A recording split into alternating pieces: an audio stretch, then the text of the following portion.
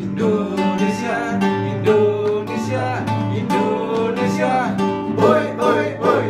Indonesia, Indonesia, Indonesia, oi oi oi. Jadi tuan rumah Piala Dunia, tapi ujungnya langsung kalah. Cetak sejarah, raih 2 poin, tetap semangat Garuda Muda. Indonesia, Indonesia, Indonesia, oi oi oi. Indonesia, Indonesia, Indonesia, oi oi oi.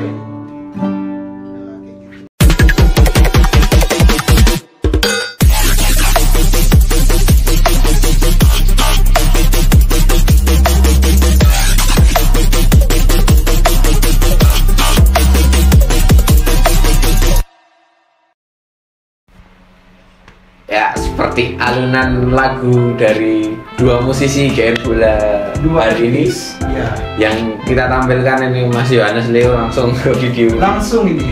sebagai bintang tamu. Iya. Kita berbicara soal rapot timnas Indonesia di Piala Dunia. 3 laga ya, setelah 3 laga ya, after 3 laga. Habis 3 laga. Kita sengaja langsung untuk 3 laga untuk mereview dalam 3 laga ya, karena kan jadwal yang cukup padat. Lawan kemarin pertama apa? Ekuador.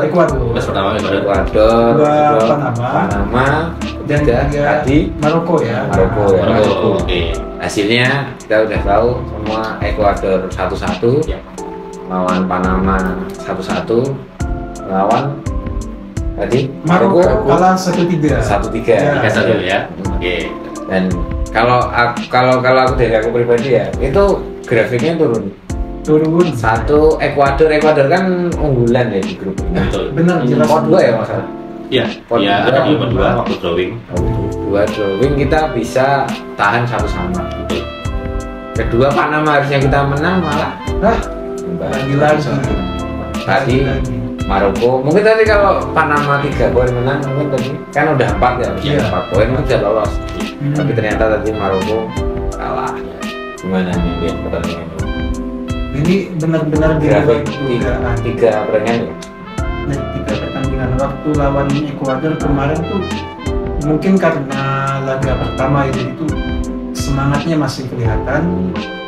Lalu yang kedua ini masih ada kesalahan yang sama itu dari pertandingan 1 sampai terakhir lawan Maroko tadi. Itu kurang padunya posisi depan. Lalu selalu ada long ball yang tidak jelas begitu. Nah, iya. Ya. Setelan pabrik ya? Dan setelah pabrik itu makanya ya, banyak yang netizen bilang kan coach Bima Pep Sakti Guardiola begitu loh. Nah ya, itu kan begitu para pemain depan Indonesia ini menyerang Maroko tadi, kelihatan kalau mereka itu kebingungan.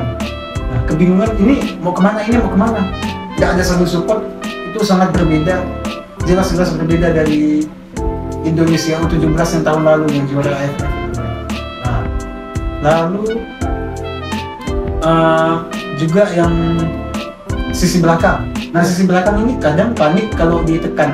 Iya, panik. Itu kelihatan tadi waktu Maroko udah unggul 3-1.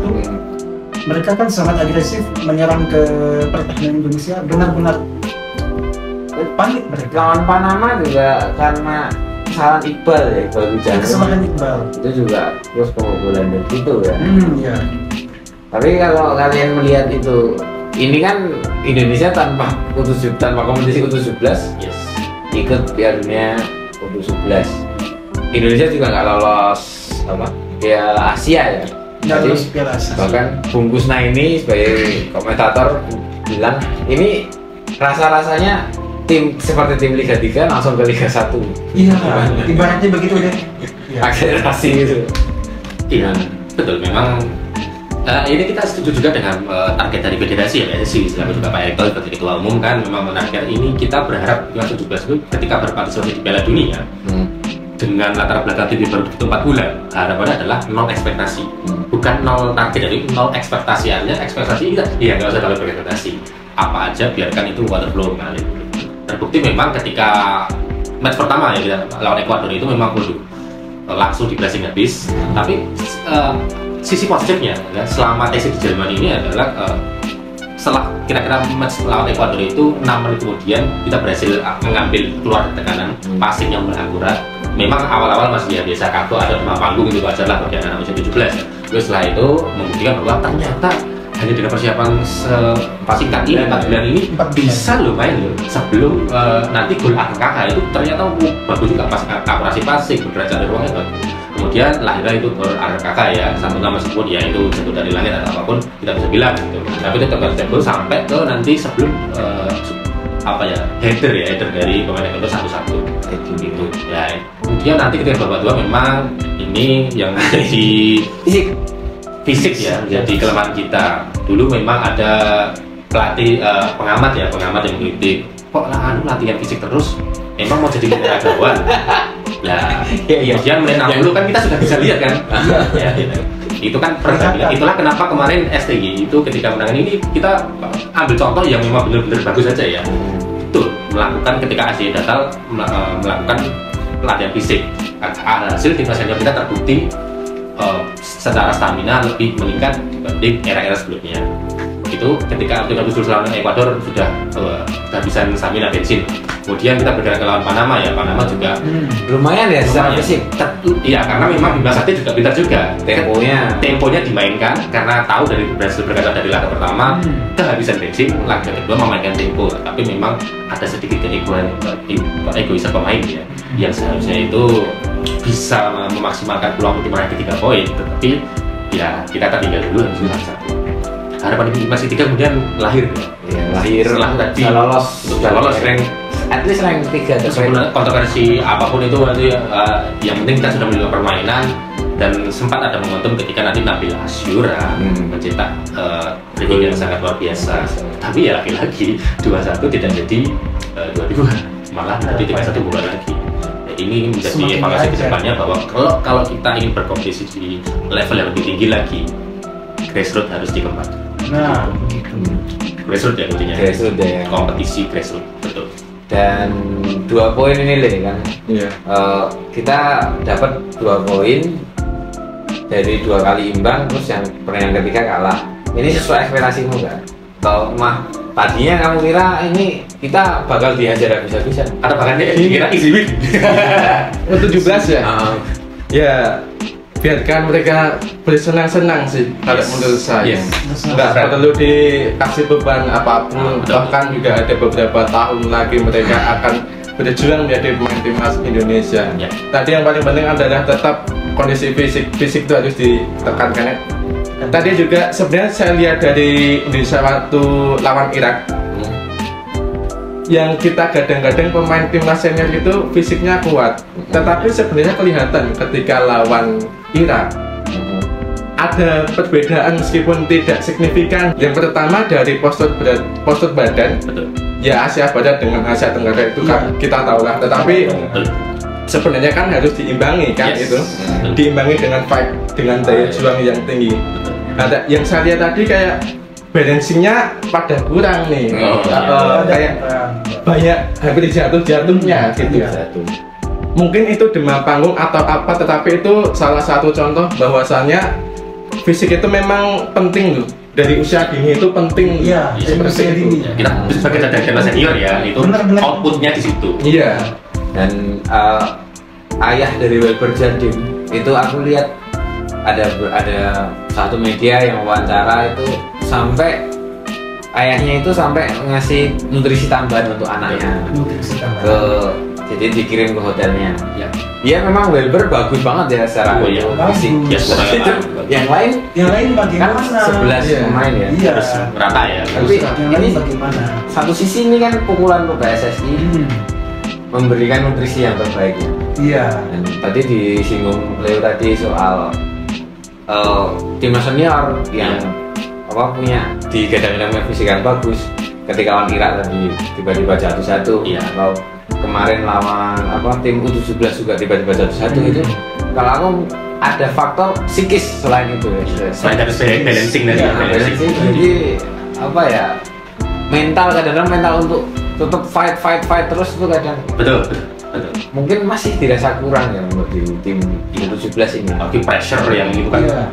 pengaruh ke mental gitu kan. Tapi kan kita ini mungkin nggak perlu lihat turnamen secara kecil ya, ini harus lebih luas lagi. Ya.